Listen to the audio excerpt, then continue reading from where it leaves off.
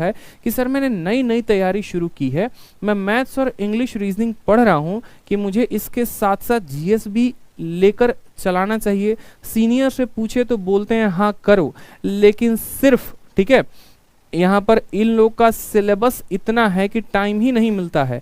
आप ही बताइए प्लीज, अपने इनिशियल एज में आपने कैसे प्रिपरेशन की थी?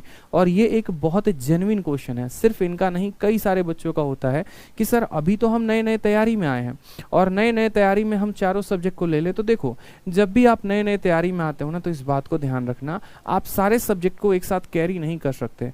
जैसे बचपन में भी अगर आपने देखा होगा ना, आपने अपने जीवन लाइफ में, तो ऐसा नहीं होगा कि आपने पहले दिन से चावल दाल नमक अचार सब खाना शुरू कर दिया होगा।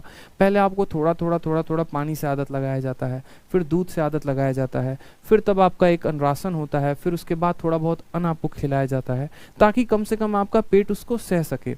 उसी तरीके से ये भी है कि अगर आप पहले ही चारों सब्जेक्ट को लेकर पढ़ना शुरू करेंगे ना, तो आपको कंफ्यूजन भी हजार होंगे और आपका समय भी बहुत चला जाएगा और आपको लगेगा कि पूरे दिन में हमें कुछ भी नहीं हो रहा है।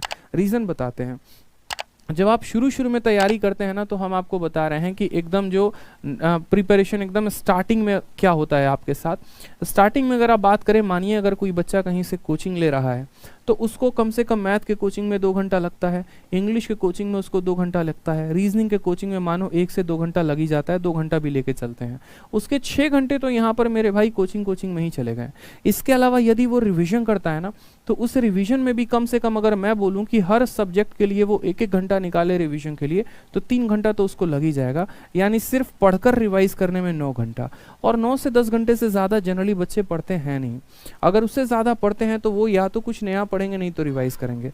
तो मेरा मानना यहाँ पर है कि जब आप स्टार्टिंग फेज में होते हैं ना, तो स्टार्टिंग फेज में क्या किया करिए कि सिर्फ आपके जो टीचर ने पढ़ाया है आप उसको रिवाइज करिए, आप उनसे पढ़िए और आप उसको रिवाइज करिए। जीएस को इंक्लूड अभी शुरू में मत किया करिए।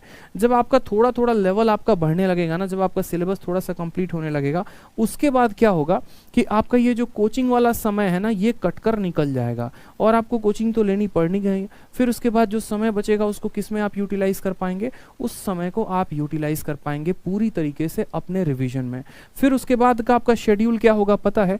आफ्टर आपके बाद में शेड्यूल जो बनेगा वो ऐसा बनेगा कि आप 2 घंटा मैथ को रिवाइज कर रहे हैं, ठीक है, या आप ऐसे कह लीजिए कि सर 1 घंटा मैथ रिवाइज, 1 घंटा रीजनिंग रिवाइज, 1 घंटा जीएस या आपका इंग्लिश हो गया। और रिविजन के अलावा अगर आप जीएस पढ़ना चाहते हैं तो बेशक आप उसको 4 घंटा भी दे दें, तब भी इन सब को मिलाकर आपके सिर्फ 6 घंटे होंगे या 7 घंटे होंगे। और बाकी समय में आप चाहे तो मॉक टेस्ट लगा सकते हैं, कुछ लगा सकते हैं। तो शुरू में अपने दिमाग को जितना इजी रख सकते हैं उतना रखा करिए। शुरू में जितना जो है कम बर्डन रखेंगे उतना बेहतर है, ठीक है। आप शुरू में बस इस तरीके से अपने शेड्यूल्स को फॉलो किया करिए।